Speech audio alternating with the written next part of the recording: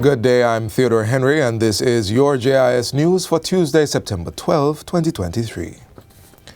The government will be undertaking a training program to boost the skills of contractors under the new social housing program NSHP. This results from a review of the program that was aimed at improving efficiency and shortening the construction time, as well as increasing the number of units being delivered and the pool of contractors available. The announcement came from Prime Minister Andrew Holness on Friday during the handover of a 3-bedroom NSHP unit in Buff Bay, Portland. What that will likely mean, is that we are going to, one, seek to expand the budget for the new social housing program.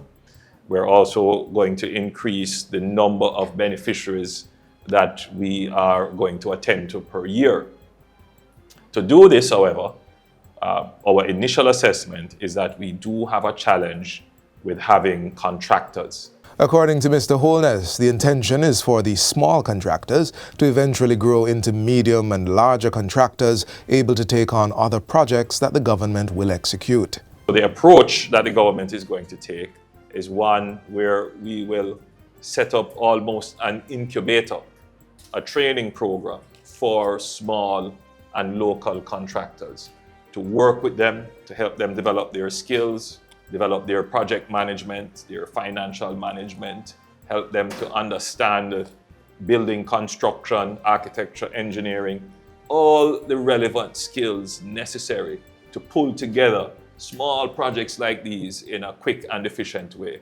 Under the NSHP, there are approximately 60 houses in various phases of construction and which are expected to be handed over to beneficiaries before the end of the year. With this target, Mr. Holness emphasizes the need for the program to be scaled up. 2 families in Western Portland whose lives were severely disrupted by fire are now proud homeowners thanks to government's new social housing program, NSHP. They are Leroy Grant of Francis Avenue in Buff Bay and Calbert Jones of Panton District in Mount Pleasant. The keys to 3-bedroom houses were presented by Prime Minister Andrew Holness. Mr. Grant, a mason and father of 6, lost his house and work tools in a blaze 4 years ago. For Mr. Jones, a farmer and father of 3, having secure shelter of his own comes 19 years after a fire destroyed his home and claimed the life of the mother of his children. As he presented the new units, Prime Minister Holness remarked that the NSHP continued to be a critical program that was benefiting vulnerable Jamaicans.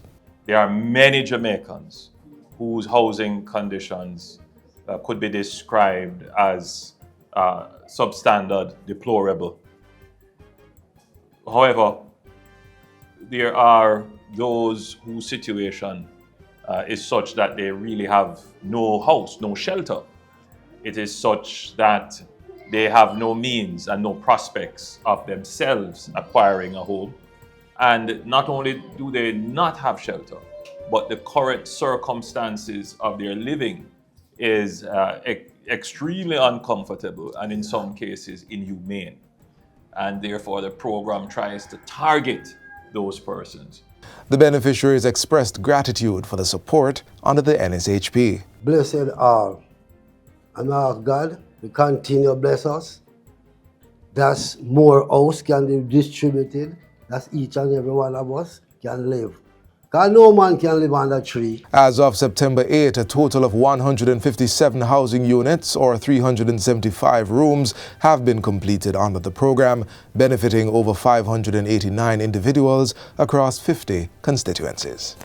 $3.5 million has been pledged for the next 3 years to support the Golden Spring Health Center in St. Andrew. It's being done by the Watson Family Ral Rosa Foundation under the Ministry of Health's Adopt a Clinic program. The donation and subsequent upgrades to the health center will benefit approximately 35,000 residents. The adoption is not just about the commitment to give cash or kind, as important as that is, and it is important.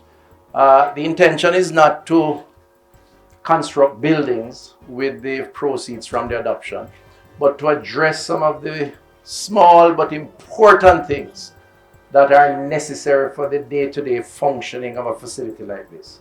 Since the launch of the program in 2017, 48 of the targeted 100 health centers have been adopted, with $200 million committed to their upgrading and maintenance. Director of the Watson Family Ralrosa Foundation, Dr. Jacqueline Watson, says her foundation is delighted to support such a worthy cause and encourages others to join the mission. Community health is critical.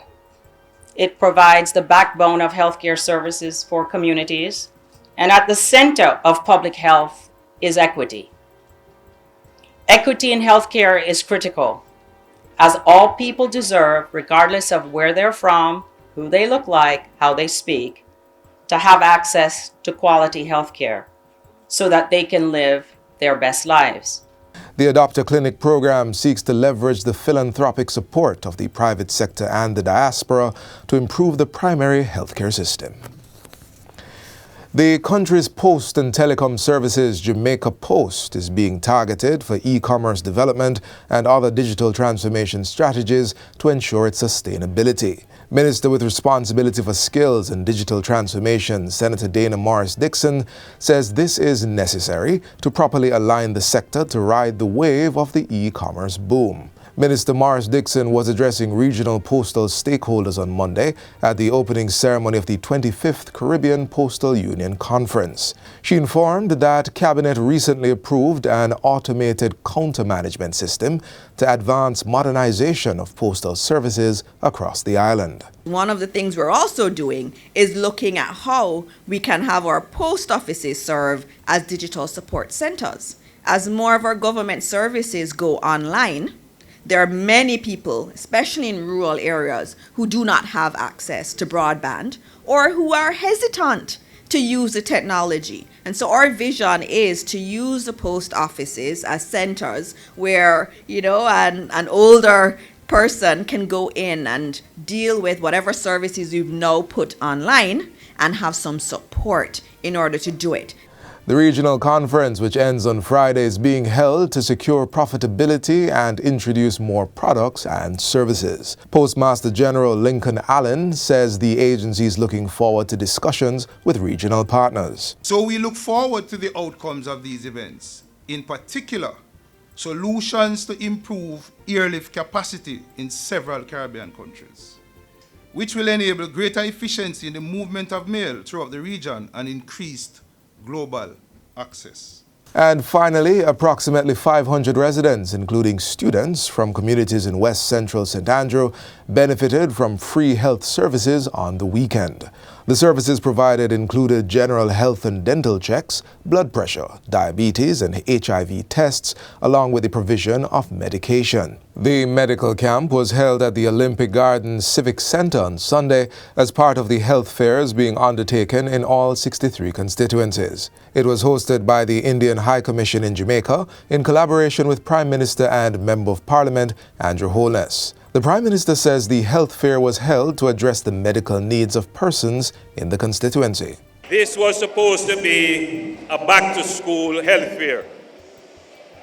However, when we analyzed the situation, we realized that it wasn't only the children that needed attention. And so we expanded it as well to look after some of our elderly. But we are also offering services basically for all age groups. High Commissioner His Excellency Rongsung Masakui says since 2021, the Commission has hosted 29 health fairs benefiting thousands of Jamaicans.